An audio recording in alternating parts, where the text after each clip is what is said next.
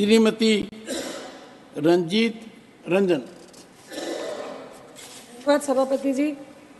मैं आपके माध्यम से पूछना चाहती हूँ कि हम प्रदूषण को कम करने की बात कर रहे हैं, तो क्या ये सही है कि वाहन प्रदूषण को कम करने के लिए हम लोग इलेक्ट्रिक वाहन को भी प्रोत्साहित कर रहे हैं? तो क्या ये सही है? रिसर्च आई है कि जो इलेक्ट्रिक वाहन है, जो बैटरी है, जिस प्रोसेस से बनती है उसमें बनाने वालों को भी उनकी सेहत को और ज़्यादा खतरा है, और जब बैटरी की लाइफ ख़त्म होती है तो उसको डंप करने का जो प्रावधान होगा या प्रावधान है, उससे हमारी धरती और भी जहरीली होगी, फर्टाइल लैंड को नुकसान होगा।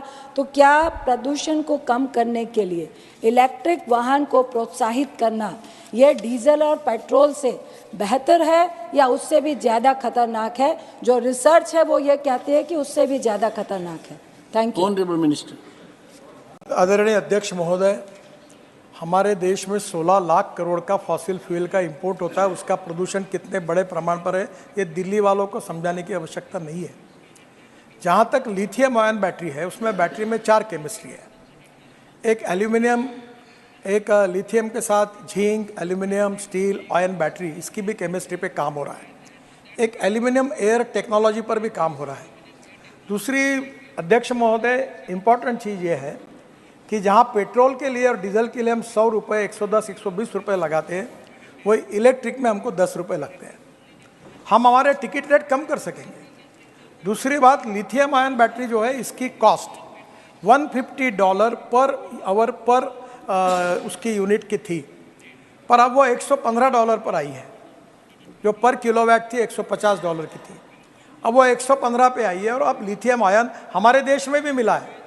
जम्मू कश्मीर में वर्ल्ड का 6वां बड़ा लार्जेस्ट हमको लिथियम आयन मिला है। हम 1200 टन लिथियम आयन इंपोर्ट करते हैं, और मुझे विश्वास है कि अभी तक इस प्रकार के रिसर्च की जो बात कर रही है, ऐसा कोई परिणाम रिपोर्ट हमारे पास नहीं है। अगर कहीं आएगा तो इस पर विचार करेंगे।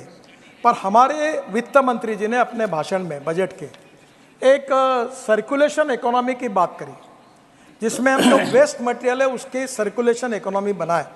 तो अभी हमारे पास कार का स्क्रैपिंग हो रहा है, रबर टायर जो होते हैं उसको स्क्रैपिंग करके जो रबर निकलता है वो बिटुमेन में डालने का काम 15% कर रहे हैं, प्लास्टिक का 7% रोड में डाल रहे हैं, उसी प्रकार से आयरन स्लैग का उपयोग कर रहे हैं।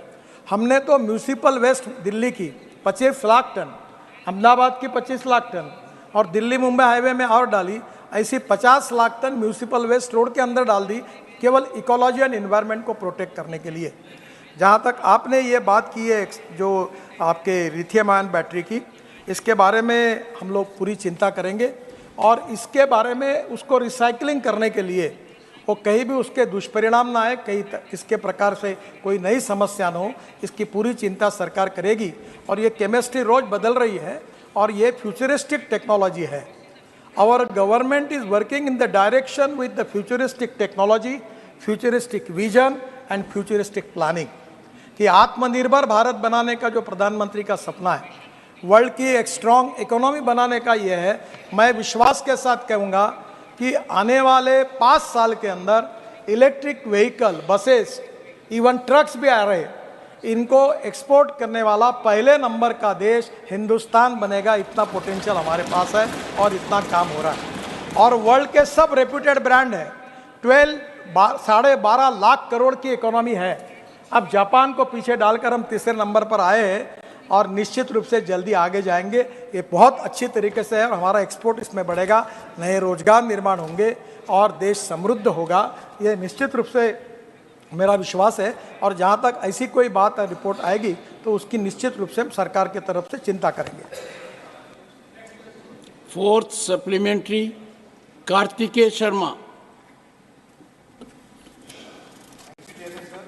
I would like to ask the Honourable Minister about the status of adoption of e-vehicles and the steps taken for their promotion in the state of Haryana and the NCR region. Honourable Minister. Subject which is related with the Heavy Industries Ministry and Urban Ministry. I feel that you are talking about the purchasing of the e-buses. The e-vehicle, there is no problem, sir. Sir, now in government also, everywhere in the private sector, people are using e-vehicle. It is very popular. Only the problem is that the cost difference between the petrol and diesel vehicle and e-vehicle, the e-vehicle is high. And it is depending upon the volume.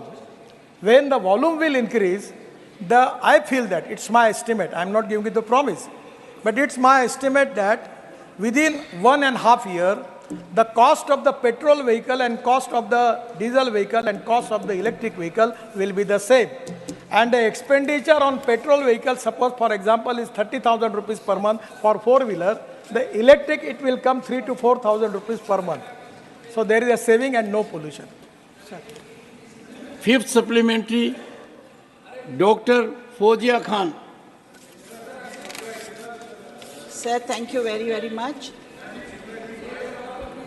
While I must acknowledge, because Honorable Ministers from Maharashtra and his work and vision must definitely be admired, but sir, through you I would like to ask the Honorable Minister, he has visited the place where we live many times, and the condition of the highways and the ham roads there, he himself will say, is very, very poor, because the quality of construction, when actually the construction of the road is made, MORTH guidelines are not followed.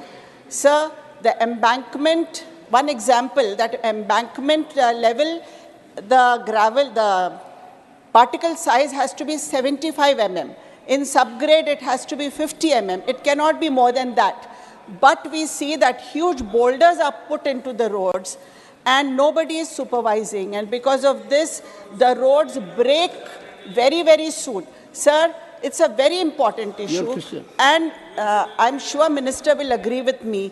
But because of this, because of lack of supervision, and sir, external consultants are hired and actual officers are not supervising. So because of that, these roads are broken. Sir, please. And I just want to ask the Minister, if MORTH guidelines are not followed, sir, what is the accountability of the officer? Honorable what punishment is prescribed? Honorable Minister. Chairman, sir, the question is not... Sir, ये महाराष्ट्र का मामला है. Honorable member is asking me that question. I know that she is complaining for that particular road in Parbhani district from many days. We have checked all quality norms, and I am very much cautious about it, that we are transparent, time-bound, result-oriented and corruption-free. Up till now, sir, we have, from last 9 to 10 years, we have awarded works more than 50 lakh crores with government budget and public-private investment. And our quality is well known to the people. But still, if the honorable member is complaining about the quality of the road in Maharashtra, we will check the thing. Sir, in Maharashtra, every member of parliament, many of here are present. Sir, we are spending 5 lakh crores of road construction in Maharashtra. We change the total job. Still, I will, particular case, the honorable member which has given me the reference about the quality of the road, I will again check it and I will make it that how it can be satisfied her.